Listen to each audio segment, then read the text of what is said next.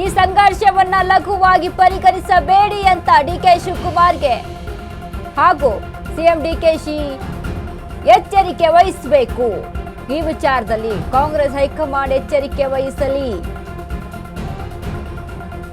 ಮಾಜಿ ಮಂತ್ರಿ K H Patil big warn ಮಾಡಿದ್ದಾರೆ. ಸಂಚಲನ ಮೂಡಿಸಿದ ಎಚ್ಕೆ ಪಾಟೀಲ್ ವಾರ್ನಿಂಗ್. ಹಿರಿಯ ಶಾಸಕರ ರಾಜೀನಾಮೆ, ಸಚಿವರ ರಾಜೀನಾಮೆ ಒಳಿತಲ್ಲ. ಇದು ಡಿಕೆ ಸರ್ಕಾರಕ್ಕೆ ಎಚ್ಚರಿಕೆಯ ಗಂಟೆ. ಅದರ ಜೊತೆಗೆ ಹೈಕಮಾಂಡ್ ಸಹಿತ ಎಚ್ಚರಿಕೆಯನ್ನ ವಹಿಸಿಕೊಳ್ಬೇಕು. ರೆಡ್ಡಿ ರಾಜೀನಾಮೆ ವೈಯಕ್ತಿಕ ಅಲ್ಲ, ಇದರ ಹಿಂದೆ ಬೇರೆ ಕಾರಣ ಇರಬಹುದು ಅಂತ ಹೇಳಲಾಗ್ತಾ ಇದೆ. ಏನು ಕಾರಣ ಹಾಗಾದ್ರೆ? ಎಚ್ಕೆ ಪಾಟೀಲ್ ಹೇಳ್ತಾ ಇದ್ದಾರೆ, ಡಿಕೆ ಎಚ್ಚರಿಕೆಯನ್ನ ವಹಿಸಿಕೊಳ್ಬೇಕು, ಹೈಕಮಾಂಡ್ ಎಚ್ಚರಿಕೆಯಿಂದ ಇರಬೇಕು. ಹಿರಿಯ ಶಾಸಕ, ಸಾಕಷ್ಟು ಅನುಭವ ಉಳ್ಳಂಥವರು ರಾಮಲಿಂಗಾರೆಡ್ಡಿ, ಕಾಂಗ್ರೆಸ್ನ ಕಟ್ಟಾಳು. 53 ವರ್ಷ ಅಂದ್ರೆ ಸುಮ್ಮನೆ ಅಲ್ಲ. ಪಕ್ಷದಲ್ಲಿ 53 ವರ್ಷ ಸವಿಸಿ ರಾಜಕೀಯವನ್ನ ನಡೆಸ್ಕೊಂಡು ಬಂದು ರಾಜಕೀಯದಲ್ಲಿ ಬೆಳೆದು ನಿಲ್ಲೋದಿದೆಯಲ್ಲ, ಎಲ್ಲವನ್ನ ತುಳಿದು ಎಲ್ಲ ಸವಾಲುಗಳನ್ನ ಎದುರಿಸಿ ಸಾಮಾನ್ಯವಾದಂಥ ವಿಚಾರ ಅಲ್ಲ. ಅವರು ಸಚಿವ ಸ್ಥಾನಕ್ಕೆ ರಾಜೀನಾಮೆ ಕೊಟ್ಟಿದ್ದಾರೆ ಅಂತ ಅಂದ್ರೆ ಇದರ ಎಫೆಕ್ಟ್ ಹೇಗಿರುತ್ತೆ ರಾಜ್ಯದಲ್ಲಿ? ಈಗಾಗಲೇ ರಾಮಲಿಂಗಾರೆಡ್ಡಿ ಬೆಂಬಲಿಗರು ಅಸಮಾಧಾನ ವ್ಯಕ್ತಪಡಿಸ್ತಾ ಇದ್ದಾರೆ. ಹಾಗಾಗಿ ಎಚ್ಚರಿಕೆಯಿಂದ ಇರಬೇಕು ಅಂತ ಎಚ್ ಕೆ ಪಾಟೀಲ್ ಹೇಳ್ತಾ ಇದ್ದಾರೆ.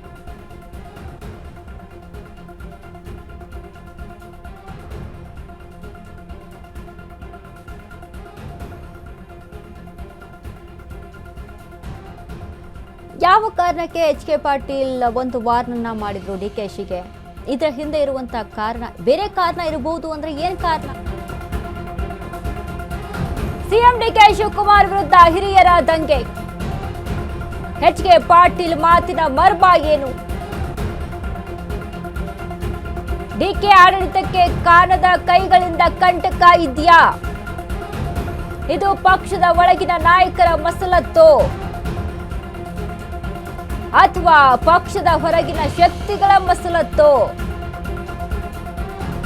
ಈ ಸನ್ನಿವೇಶವನ್ನ ಹೇಗೆ ನಿಭಾಯಿಸ್ತಾರೆ ಟ್ರಬಲ್ ಶೂಟರ್?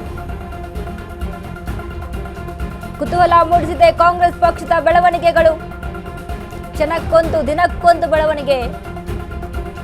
ಸಿಎಂ ಬದಲಾವಣೆ ಅಂತ ಬಂದಾಗಿನಿಂದಲೂ ಕೂಡ ಆಗ್ತಾ ಇದ್ದಂತ ಬೆಳವಣಿಗೆಗಳನ್ನ ಗಮನಿಸ್ತಾ ಇದ್ದೀವಿ. ಟ್ವಿಸ್ಟ್ ಮೇಲೆ ಟ್ವಿಸ್ಟ್ ಎದುರಾಗ್ತಾ ಇದೆ. ಅಂತೂ ಇಂತೂ ಏನೋ ಸಿಎಂ ಸ್ಥಾನವನ್ನ ಅಲಂಕರಿಸಿದ್ರು ಡಿಕೆ ಶಿವಕುಮಾರ್ ಅಂತ ಹೇಳಿದ್ರೆ, ಡಿಕೆ ಮುಂದಿರುವಂತಹ ಸವಾಲುಗಳು ಒಂದೊಂದಾಗಿ ದಿನಕ್ಕೊಂದು ಸವಾಲುಗಳು ಎದುರಾಗ್ತಾ ಇದ್ದಾವೆ ಡಿಕೆ ಶಿವಕುಮಾರ್ಗೆ. ಟ್ರಬಲ್ ಶೂಟರ್ ಇವುಗಳನ್ನ ಹೇಗೆ ನಿಭಾಯಿಸ್ತಾರೆ?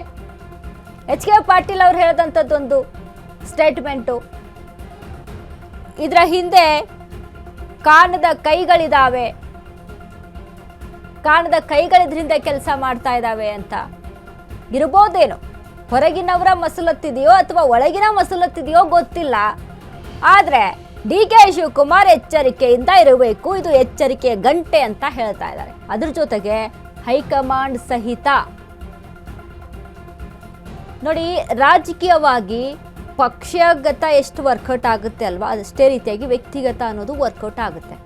ರಾಮಲಿಂಗಾರೆಡ್ಡಿ ಬೆಂಬಲಿಗರು ನಾವು ನೋಡಿದ್ವಿ, ಬೆಳಗ್ಗೆ ಏನು ರಾಮಲಿಂಗಾರೆಡ್ಡಿ ಅವರ ರಾಜೀನಾಮೆ ಆಗುತ್ತೆ. ರಾಜೀನಾಮೆಯ ಬಳಿಕ ಅವರ ಬೆಂಬಲಿಗರು ಪ್ರೊಟೆಸ್ಟ್ಗೆ ಮುಂದಾಗ್ತಾರೆ, ಆಕ್ರೋಶವನ್ನು ವ್ಯಕ್ತಪಡಿಸೋಕ್ಕೆ ಮುಂದಾಗ್ತಾರೆ. ಯಾವ ಕಾರಣಕ್ಕೆ? ಅವರು ಬೆಂಬಲಿಗರವರು, ಅವರು ಬೆಂಗಳೂರಿನಲ್ಲಿ ಮಾಡ್ತಂಥ ಕೆಲಸಗಳಾಗಿರ್ಬೋದು, ಬೆಂಗಳೂರಿನಲ್ಲಿ ಅವರಿಗೆ ಇದ್ದಂಥ ಬೆಂಬಲಿಗರಾಗಿರ್ಬೋದು, ಅವರ ಆಪ್ತರಾಗಿರ್ಬೋದು. ಸೊ ಹಾಗಾಗಿ ಎಚ್ಚರಿಕೆಯಿಂದ ಕಾರ್ಯನಿರ್ವಹಿಸಬೇಕಾಗುತ್ತೆ ಅಂತ ಎಚ್ ಕೆ ಪಾಟೀಲ್ ಹೇಳಿದ್ದಾರೆ.